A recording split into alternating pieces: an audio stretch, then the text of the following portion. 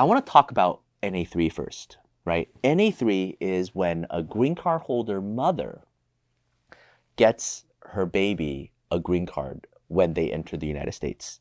If you're searching this online, you will see conflicting information. You'll see, oh, do it at the consulate. You'll see, oh, just directly do it at the border. You'll see directly do it with customs at the airport or at the border. And I want to clarify the whole process and how we do it, right? Again, if the authority falls on the customs officer, and the law is a green card holder mother who leaves the United States and gives birth upon their first entry back within the 2 years, that baby can get a green card. And that policy makes sense, right? Now, over the past, I don't know, 7+ years now, where I've been going to the border, talking to the officer, I could tell you that officers really don't like doing NA3 cases. People at the customs at the airports don't like doing NA3 cases. And the reason for that is because it's a huge responsibility. You're filling out the form, a simple form, but it's a huge responsibility because you're giving a green card. And so they take it seriously. At the same time, customs, they're just overworked, right? Overworked, underpaid, they have too much responsibility. But it is their authority and it's their obligation and it is the law. And that's why we've seen in the past 5-6 years, so many people read it like, oh, I could just go to the border. I could buy a plane ticket, fly to the airport, and my baby gets a green card. And some do, right? Some do, and great. But we also see the tragic situation where they get turned away.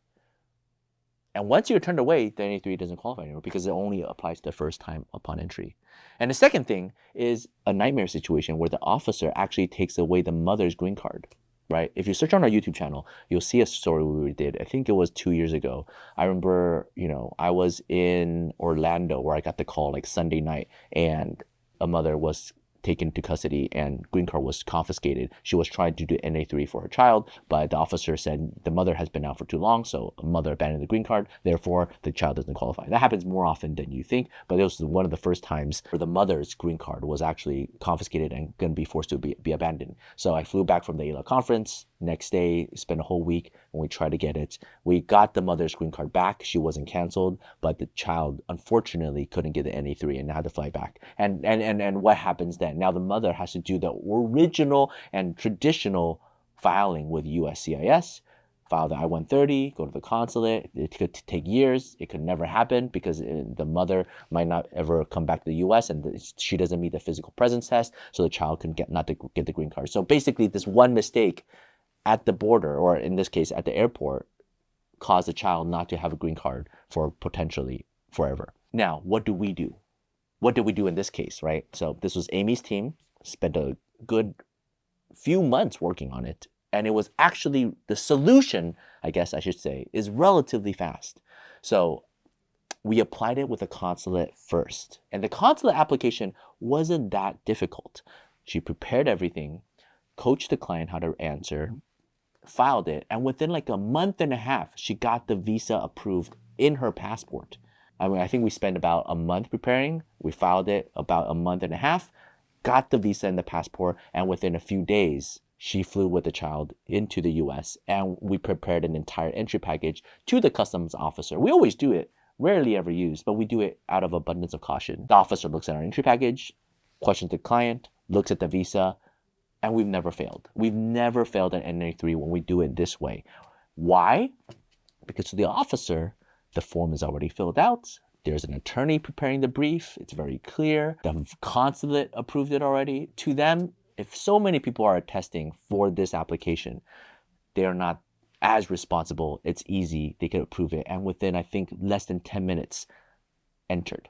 And the good thing about it is because it's so formal and straightforward, less mistake is likely to happen. Because we also do other cases where the client successfully did the NA3 at the airport or at the border, came in, but USCIS never mailed them the green card. And then they had to leave and suddenly they're in limbo because they entered with a green card status, but they never got the green card approval because maybe the officer didn't send it into USCIS. Maybe there was a mistake on the form and a mistake on the number, and we have to do I-90 and we have to appeal. There's all sorts of problems that happen if there's a human error. For all of those reasons, the way we do the NA3 is we do it at the consulate.